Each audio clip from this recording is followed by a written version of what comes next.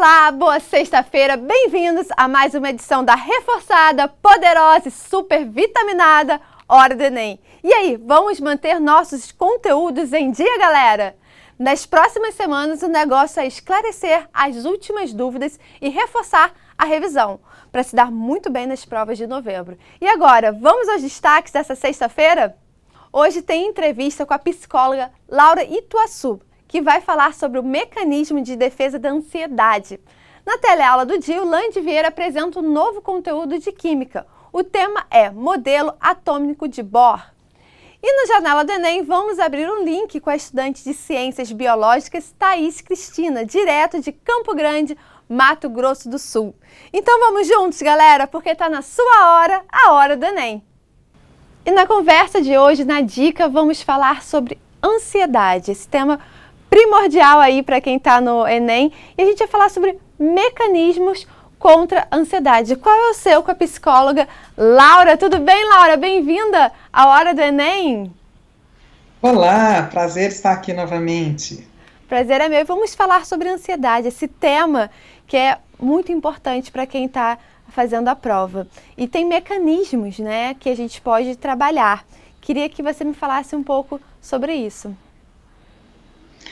Tati, toda situação que cria um impacto emocional provoca em nós uma desorganização, né?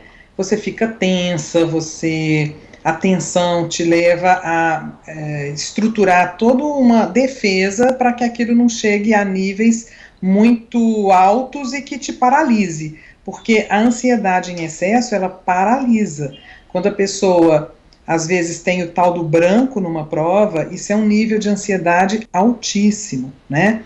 Então, o organismo tem os seus sistemas para diminuir essa tensão e essa ansiedade.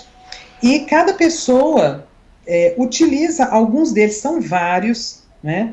Mas os mais comuns que a gente vê o pessoal relatando na hora de se preparar para o Enem a negação, falar, não, isso não é tão difícil assim, eu vou conseguir, deixa pra lá, né? Então você finge que o problema não existe, que não é realmente alguma coisa que merece muita atenção e vai distrair, né? É uma forma de negar. Uma outra forma muito comum é você ficar aumentando o tamanho do desafio. Então, quando você tem medo, você aumenta a ameaça, né?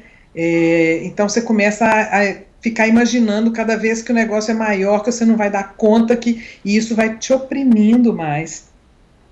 Ou o contrário, você acha que você é muito bom, que você vai dar conta, que você já tirou de letra, que você não precisa se esforçar tanto. Então, são alguns dos mecanismos de defesa que podem levar a pessoa a se descuidar de cuidados importantes para ela ficar bem. Sim, com certeza. E também tem a procrastinação também, que você vai deixando para depois, né? É um mecanismo. Exatamente. Também você vai adiando, deixa para estudar depois, sempre imaginando que você vai estudar melhor no dia seguinte, quando não tiver aquela coisa que você quer fazer, quando tiver mais tranquilo, ou no fim de semana, né? E com isso você vai acumulando. E aí chega no momento em que você começa, então, a achar que já não vai dar conta. Com certeza. Então, esse também é um mecanismo. E qual é a forma que a gente pode combater isso? A melhor maneira é o autoconhecimento. O que é autoconhecimento? É você começar a perceber quais são os seus padrões de reação, né? Todo mundo cria padrões, ou seja, usa as mesmas defesas, os mesmos mecanismos de defesa quando a coisa está ficando preta. Então, todo mundo tem uma certa tendência. Quando você conhece a sua tendência, você consegue antecipar formas de não deixar que ela te prejudique, né? Então, se conhecer, olhar para trás e falar como é que eu estudo para as provas, como é que eu lido com situações que são desafios parecidos com este. Essa maneira de lidar, que problemas que ela traz para mim e que experiências positivas elas trazem, né? E assim você vai fazendo um olhar, né, retrospectivo, porque com certeza tem um pouquinho de cada elemento dos desafios que você já enfrentou nessa sua postura diante do próximo desafio. Com certeza. Eu queria que você deixasse uma mensagem final para quem está nos assistindo. A mensagem é, apesar de cada um ter o seu padrão, né, a vida nos dá sempre oportunidade de fazer mudanças, de aprender com a experiência e de criar novos caminhos. Então, nunca é tarde para mudar, né? Conhecer os seus padrões, conhecer a sua forma de reagir, a sua personalidade é importantíssimo. E ela abre as portas para você ter novas possibilidades de reação diante dos novos obstáculos que você vai encontrar na sua vida. Novos desafios, né? E o Enem é só o primeiro, né? Eu acho que é a porta de entrada para a vida adulta, que terão outros desafios, e a importância do autoconhecimento é muito importante. Isso mesmo, Tati. Laura, quero te agradecer demais pela dica de hoje. Foi um prazer estar aqui sempre. Sorte para todo mundo, sucesso.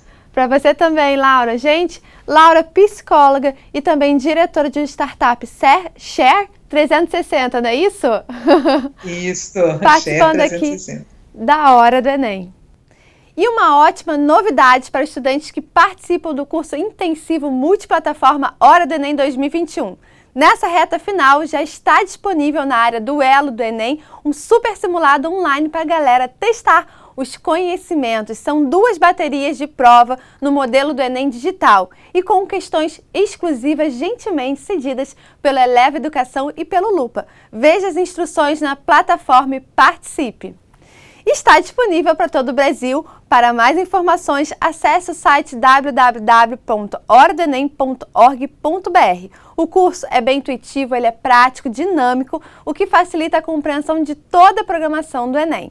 A TV Escola e seus parceiros, com grande experiência em Enem, resolveram dar aquela forcinha a mais nessa missão, disponibilizando um acesso a um amplo conteúdo de apoio e reforço, a fim de proporcionar uma revisão completa, com foco exclusivo no Exame Nacional. Os estudantes poderão participar de um novíssimo curso intensivo multiplataforma, com site, aplicativo, e-books, para estimular a preparação da galera que vai fazer as provas do final do ano.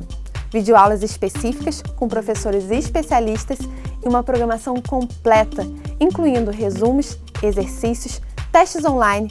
Essa é a sua hora, a Hora do Enem. E na aula de hoje, o nosso querido Lande Vieira vai falar sobre química.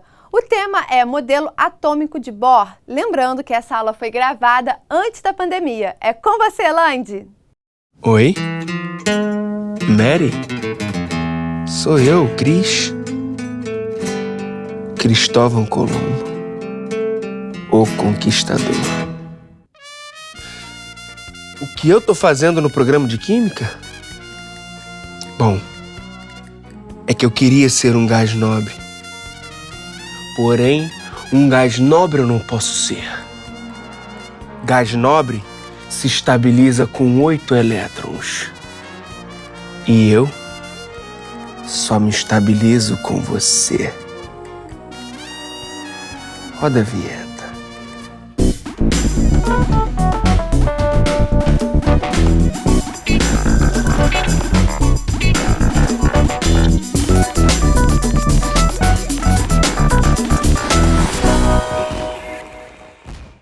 Hora do Enem no ar para conversar com uma expert nas questões de química do exame. Tá pensando que ela é candidata também? Nada disso. Nossa convidada está dedicando um mestrado inteirinho a estudar a forma como essa disciplina aparece na prova.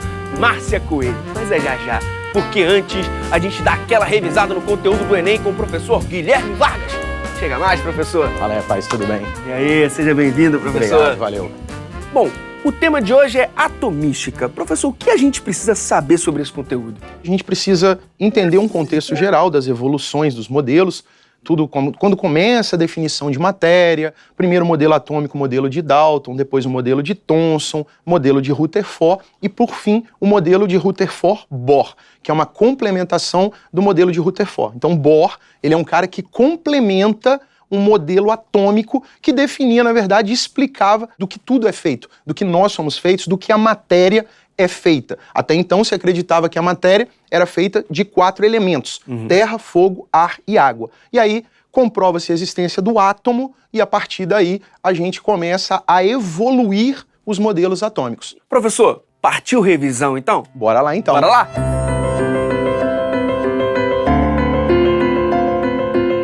Nesse caso aqui, eu coloquei uma representação do modelo atômico de Bohr. Rutherford tinha dito que o átomo era formado por um núcleo e uma eletrosfera, onde os elétrons ficavam girando. Beleza. Esse modelo ele foi contestado pela física clássica. Ela defendia que os elétrons eles não podem ficar girando eternamente em volta de um núcleo. É como nós correndo em volta de um campo de futebol. Certo. A gente vai ter que perder energia e a gente vai acabar colidindo com o núcleo. Esse era o modelo de Rutherford. Bohr, então, ele vem para complementar esse modelo. Bohr vem para dizer assim, que Rutherford ele não estava errado. Existe um núcleo pequeno e denso, com elétrons girando em torno desse núcleo. Só que esses elétrons, eles têm órbitas fixas. É como se eles tivessem nascido aqui. Ele nasceu aqui, ele vai morrer aqui é a casa dele. Então, essa energia, ela não vai ser perdida e ela vai ficar fixa, girando aqui dentro dessa camada, dessa órbita. Pois bem, quando esse elétron recebe energia, quando vem uma energia de fora, ele então fica mais energético e pula para uma camada mais externa. Só que essa camada mais externa não é a casa dele. Ele não é desta camada, ele é da primeira. Então ele vai ter que voltar para sua camada de origem. Só que para ele voltar, ele vai liberar a luz, a energia que ele recebeu na forma de luz. A gente vê esse exemplo aqui nas lâmpadas, por exemplo, fluorescentes. O que acontece dentro da lâmpada fluorescente? Você liga a tomada, automaticamente a energia vai para os átomos, então ali dentro da lâmpada tem um gás, tanto é que quando quebra a lâmpada, dá aquele barulho, né? Aquele pô! Então ali dentro você tem um gás, os elétrons ali recebem essa energia, pulam para uma camada mais externa, depois voltam liberando luz. Inclusive, um fato interessante, não sei se já aconteceu com você, você está deitado, aí você está lá olhando para o teto, de repente a lâmpada dá uma piscada. Ih, eu achava que era coisa da minha mente. A lâmpada piscou. O que aconteceu ali? Na verdade, aquele reatorzinho de cima, ele recebeu energia, ele ficou quente. Então, ele foi aquecendo, você apagou o interruptor. Quando você apagou, ele continuou aquecido. Então, ele começou a enviar energia para aquele gás ali. Quando esse elétron recebe uma quantidade de energia que seria para ele específica, ele então vai para uma camada externa e volta liberando isso na forma de luz. Aí dá então, uma piscadinha. aí essa lâmpada dá uma piscadinha. Então, enquanto ela estiver quente, isso pode acontecer. Vem cá, professor, como o modelo atômico de Bohr pode aparecer na prova?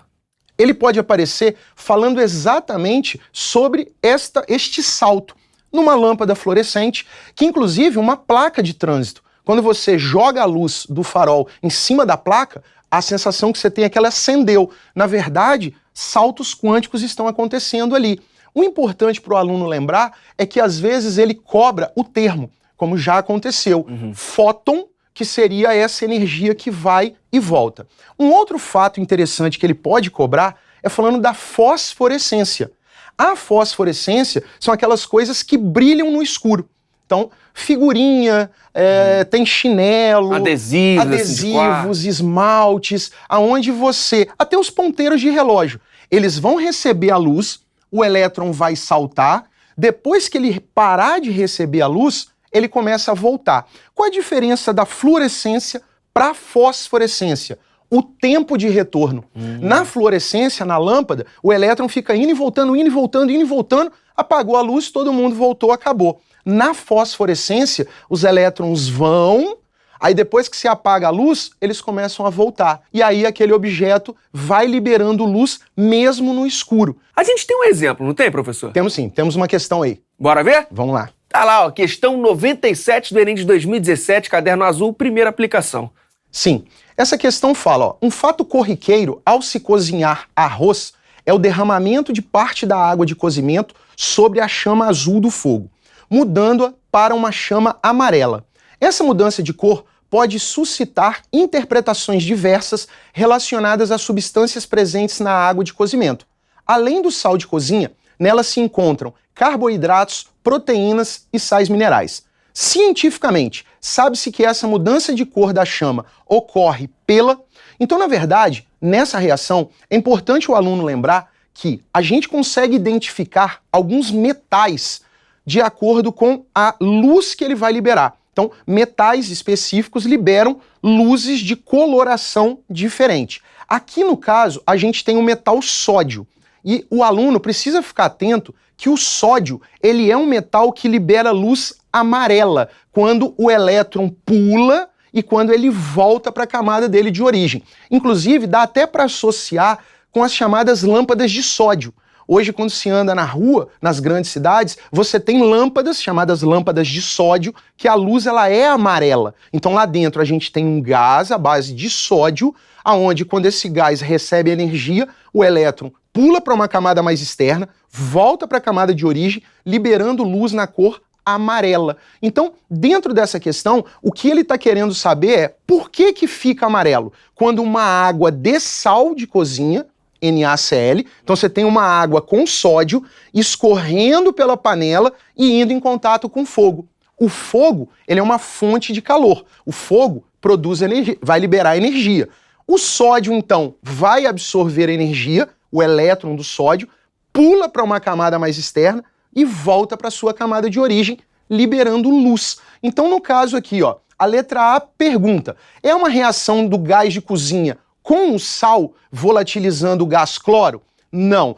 Até por questão de informação, o aluno precisa entender que o gás cloro, ele é um gás que tem uma coloração verde, mais esverdeada. Então, não é o que está acontecendo nesse caso. Emissão de fótons pelo sódio excitado por causa da chama. Então, o que está acontecendo aqui? Os elétrons do sódio, do metal sódio, estão recebendo o calor do fogo, estão pulando e voltando, liberando fóton na forma de luz amarela. Tem alguma opção de resposta que poderia confundir o candidato? A questão da letra C, onde fala produção de derivado amarelo pela reação do carboidrato. Então, além, quando ele fala aqui no texto, que nela se encontram carboidratos, proteínas e sais minerais, o aluno pode achar que o carboidrato está pegando fogo, estou botando fogo no açúcar. Ou, quando ele fala aqui da própria proteína na letra E, a excitação das moléculas de proteína com formação de luz amarela. Então, o aluno precisa entender que, cientificamente, os saltos quânticos, eles estão relacionados aos átomos de metais que vão liberar luzes que dentro de uma frequência que a gente consegue ver. Então não são, todos os átomos liberam essa energia na forma de fóton, mas só alguns vão liberar essa energia na forma de luz visível. Bacana. Professor, esse conteúdo, esse tema, pode cair de novo no Enem? Pode cair, mas ele pode aparecer até de uma outra forma. Por quê? Aqui a gente está falando do modelo de Bohr, então a gente está falando de modelo quântico, elétron pulando. Existem também reações químicas que liberam luz.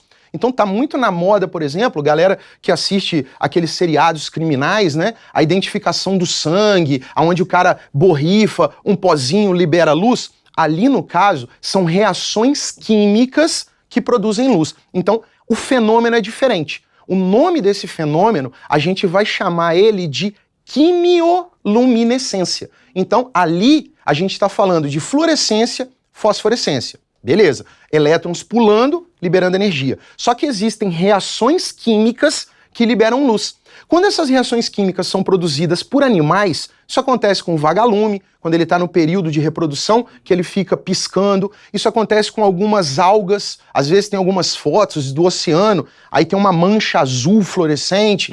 São reações químicas que produzem luz. Se elas foram produzidas por seres vivos, a gente chama de bioluminescência. Eu trouxe ali um materialzinho pra gente dar uma olhada na quimioluminescência. Opa, bora ver, mas rapidinho, só reforçar o gabarito, é a letra B de bola. B de bola, emissão de fótons pelo sódio, excitado por causa da chama. Perfeito, então bora ver o exemplo, professor.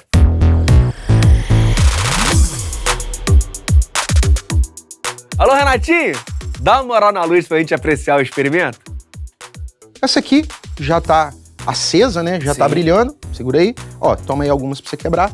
Aqui a gente tem um líquido externo, tá? Que tem um pigmento aqui onde ele usa um corante artificial. E dentro desse tubinho tem um tubinho de vidro. Quando você quebra, ó, dentro desse tubinho a gente tem peróxido de hidrogênio, água oxigenada. Quando ela vai entrando em contato com o líquido externo, também, vai quebrando aí, ó.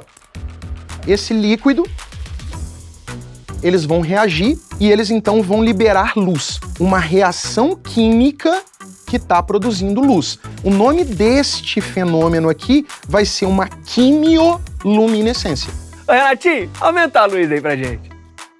Professor, para quem ainda tem dificuldade nesse conteúdo que a gente viu, qual é a sua sugestão? O meu próprio canal do YouTube, o Química em Foco Online, está lá à disposição, material gratuito para os alunos que quiserem treinar aí nesse período. São muito bem-vindos no canal.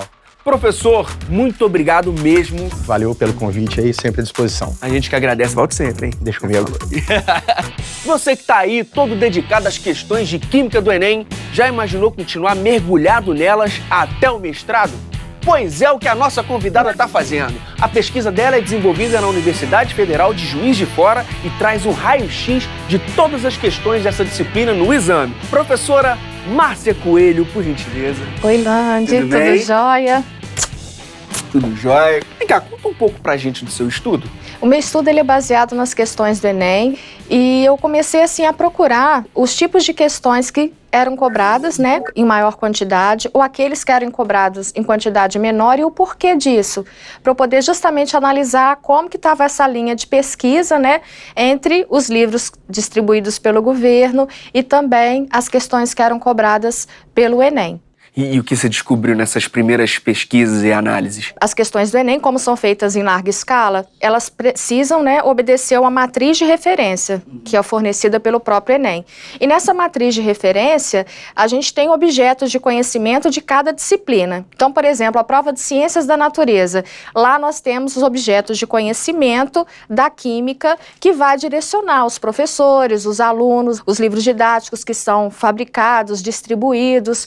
E aí a gente começa a perceber que essas questões, elas envolvem muitas coisas interessantes. Algumas coisas do dia a dia do aluno, outras situações do tipo assim, situação-problema que o aluno vai ter que resolver com base nos conhecimentos que ele tem da ciência. Um pouco da química, um pouco da biologia, um pouco da física. Às vezes isso parece assim um pouquinho misturado, mas a gente consegue identificar direitinho qual questão está relacionada a qual objeto de conhecimento. E vem cá, professora, já deu para perceber quais questões mais tiram o sono dos candidatos? A gente repara que os alunos têm muita dificuldade na estequiometria. E com qual frequência costuma aparecer, professora, na prova? Eu pesquisei as provas, as edições do Enem de 2012 até 2017. Em todas essas provas, eu encontrei pelo menos 2 questões relacionadas ao objeto de conhecimento de estequiometria e cálculos químicos. E a que você atribui essas questões aparecerem tanto? Os objetos de conhecimento do Enem, que são feitos pela matriz de referência, eles falam sobre transformações da matéria, interpretação das transformações da matéria, as transformações da matéria e energia, transformações da matéria e a dinâmica, como que vai ocorrendo o desenvolvimento das reações e também a transformação química e os equilíbrios químicos. Ou seja, todos esses objetos de conhecimento são relacionados à reação química. É muito interessante a gente controlar a velocidade das reações e, na verdade, a gente faz isso o tempo todo. Coisas simples, por exemplo, né? Quando você quer preservar um alimento na sua casa, você coloca na geladeira. Você já está usando a química. Por quê? Você está diminuindo a temperatura daquele alimento e com isso o alimento vai assim ter uma demora para degradar. E a gente faz diversas outras coisas no nosso cotidiano. E até, por exemplo, cirurgias são feitas em função disso também, né? Às vezes é necessário fazer um abaixamento da temperatura corpórea, né, do paciente para poder fazer uma intervenção cirúrgica nele. Professora, bora fazer uma revisãozinha rápida sobre o assunto? Bora!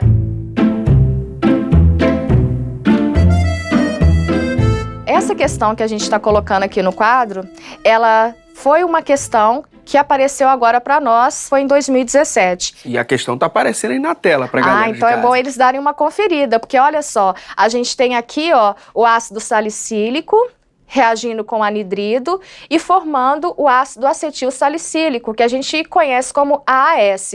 E um outro produto que é um ácido carboxílico também. A reação, apesar de ser complexa, ela está colocada pronta e a gente só precisa interpretá-la. Além disso, na questão, a gente tem alguns dados. Os dados, né, que o pessoal está conferindo em casa é que cada comprimido de AAS, ele tem 0,5 gramas. E um determinado fabricante está querendo, na verdade, produzir 900 mil comprimidos. Quanto que ele precisaria, então, dessa substância para produzir essa daqui? Regrinha de 3, né? Regrinha de 3. Agora, o que a gente tem sempre que pensar? Que quando a gente está fazendo uma leitura da reação, ela é uma leitura diferente da língua materna nossa. Afinal, todas essas fórmulas, esses símbolos, é uma interpretação que a gente está colocando de um desenho que está representando uma reação química. Então, por exemplo, a reação química é o que está ocorrendo aqui. Esse desenho é a equação, ou seja, é o que representa o real da reação. Aqui, como você mesmo falou, Lândia, acho que você manda bem nisso daí, olha. Opa. Você tem aqui a massa para fabricação desse ácido acetil salicílico, quanto que a empresa vai precisar. Ela tem um rendimento apenas de 50%, e isso é um dos detalhes que muito aparece assim nas questões do Enem. Geralmente eles não consideram as questões que têm 100% de rendimento, ou que você tem ainda um dos componentes com 100% de pureza, o que acontece na maioria das vezes na realidade, porque às vezes um processo a gente não consegue desenvolver com 100% de rendimento, e aí na questão ele falou que tem um rendimento apenas de 50%. Então, quer dizer que para eu produzir a quantidade necessária, eu tenho que levar isso em conta. E aí, isso a gente mostrou aí para o pessoal através dos cálculos. Para você obter essa quantidade, a gente tem que considerar que esse processo ocorre apenas com 50% de rendimento. A gente nem tem que pensar o que está acontecendo. Se é erro, por exemplo, do laboratorista, se é erro, por exemplo, do analista, se a matéria-prima, por exemplo, não chegou direito até a mão da fábrica. Mas, de qualquer forma, essa é a quantidade de rendimento que eu vou obter quando eu tiver 100%. Essa aqui, no caso, seria a massa que realmente eu vou obter para conseguir fabricar essa quantidade de comprimidos, e aí depois eu faço uma relação de massas. Se você observar a química mesmo, ela vai entrar aqui, ó, aonde você vai relacionar a massa molar desses dois componentes. Observa, ó, a massa desse reagente com esse produto. Na relação que a gente vai fazer, sempre são duas coisas de cada vez. Então, é isso que eu tenho que olhar no enunciado, é isso que eu tenho que olhar na minha equação. O que está sendo pedido? Isso. Quais são essas duas coisas que eu quero relacionar? E isso na questão fica bem claro, porque apesar dele passar o texto base, apesar dele passar depois uma equação que, de repente, pode não ser muito bem-vinda, cheia de informação, no final ele pede uma coisa de forma bem objetiva. Ele quer a massa dessa substância necessária para fabricar 900 mil comprimidos desse componente. Então, se a gente conseguir fechar nisso, o que ele quer e o que ele me deu para eu conseguir chegar no resultado, eu consigo resolver essa situação, problema. E a questão está super bem feita, está garantida. E no Janela do Enem, vamos receber a aluna de Ciências Biológicas, Thaís, diretamente de Mato Grosso. Tudo bem, Thaís? Bem-vinda à Hora do Enem. Olá, muito obrigada. É um prazer imenso poder estar aqui, dividir um pouquinho da minha experiência com vocês. Prazer é nosso, Thaís. Queria que você me contasse um pouquinho da sua história até chegar aí a Ciências Biológicas numa faculdade pública. Bom, o meu ensino médio todo foi numa escola pública, né? Eu sempre morei no interior. Então, no meu último ano do ensino médio, eu fui para a capital, em Goiânia, que eu nasci em Goiânia e morei a vida toda no interior. E fui tentar fazer um pré-vestibular e procurar uma escola pública de mais qualidade para conseguir ingressar numa universidade pública. Eu dediquei o meu último ano do ensino médio a assistir videoaulas do TV Escola, vídeos do YouTube, fiz um pré-vestibular em um colégio em Goiânia, e assim que saiu o resultado eu consegui aprovação em uma universidade particular, a PUC de Goiás, aqui em Goiânia, E eu não consegui o resultado que eu esperava no Enem para conseguir ingressar na universidade pública. Então, eu decidi cursar um ano de Ciências Biológicas na particular e tentar o Enem de novo. Mas surgiu uma oportunidade de ingressar por transferência na Universidade Federal de Mato Grosso do Sul. Então, eu tentei a vaga com a minha nota do Enem, né? E aí eu consegui fazer a transferência para a Universidade Federal e acabou dando tudo certo. Esse é meu último ano. Eu me formo no final do ano. Muito bom. E qual a dica que você daria para quem está nos assistindo? Não desistir nunca. Eu sei que não é fácil, né? É uma fase muito difícil pra gente. Essa fase do pré-vestibular, essa cobrança, essa questão do Enem, às vezes é muito difícil. Então, o Enem não é sempre a única alternativa entrar de primeira. Então, você pode sim ingressar em outras universidades particulares que não deixam de ser excelentes. E depois você pode tentar por transferência. Muitas universidades brasileiras usam a sua nota do Enem, né, para você entrar por transferência de uma universidade para outra. E não desistam, gente. Agora, foi difícil para você fazer a transferência com a nota do Enem? Não foi difícil. O único requisito que a faculdade exigia era estar matriculada em outra faculdade. E aí aproveitou a sua nota do Enem justamente para fazer essa transferência? Isso, aproveitou a carga horária que eu já tinha feito na universidade particular e a nota do Enem. Então, gente, essa é uma super dica aqui da Thaís, né, que está participando com a gente, falando que o Enem não é só para você ingressar, mas que depois tem a oportunidade de fazer a transferência para tão sonhada faculdade que ela estava querendo, que era uma faculdade pública, não é isso? Isso mesmo. Quero te agradecer demais pela presença aqui na Hora do Enem. Queria que você dissesse uma mensagem final para quem está assistindo. Para não desistirem, né? Eu sei que é muito clichê falar para não desistir, para insistir, mas realmente é um prazer enorme, é impagável poder cursar aquilo que você tanto ama em uma universidade pública, poder adquirir muitas experiências, ter contato com professores, com pessoas muito influentes naquilo que você ama. E eu tive muita experiência na UFMS, né, que eu tô terminando meu curso agora, e não tem preço fazer o que você ama em uma universidade que você sempre sonhou. Então vale muito a pena tentar, insistir, tirar um tempo para estudar e não se cobrar tanto. Com certeza. Thaís, muito obrigada pela sua presença, por compartilhar a sua história aqui na Hora do Enem. Imagina, eu que agradeço. Obrigada. Gente, Thaís, diretamente aqui da nossa janela do Enem. A Hora do Enem está no fim, mas se você perdeu algum programa ou conteúdo, fique esperto. Fim de semana tem maratona aos sábados, é sempre a partir de 1 da tarde, e domingo começa às 6 da manhã. E tem também o nosso canal no YouTube, tá tudinho lá. Agora, para dar aquela turbinada nos estudos, confira o nosso curso intensivo multiplataforma. Acesse o site que está aqui embaixo, porque tem simulado na área. Vai lá, porque eu tenho certeza que vai valer muito a pena. Para dar sugestões, tirar dúvidas e participar do Janela do Enem, anote nosso WhatsApp que está aqui embaixo. Marque a gente também através das nossas redes sociais com a hashtag Hora do Enem, @TV Escola e @Tatiana D'Angelo. Eu quero acompanhar tudinho de perto nessa reta final. Foi muito bom estar com vocês de novo aqui no programa. Contem sempre com a gente para tirar dúvidas e botar em dia todos os conteúdos. Com a Hora do Enem, você tem a ajuda dos melhores profissionais para se dar bem nas provas de novembro. Vamos juntos rumo à vaga na universidade. Agora é só aproveitar bem o tempo que falta, estudar bem, com muita disciplina, e lembre-se sempre de se cuidar, porque eu tenho certeza que tudo vai dar certo. Até a próxima, até semana que vem, com muito mais Hora do Enem para vocês. Lembrando que final de semana tem maratona. Um beijo especial no coração de cada um de vocês e bons estudos. Tchau, tchau!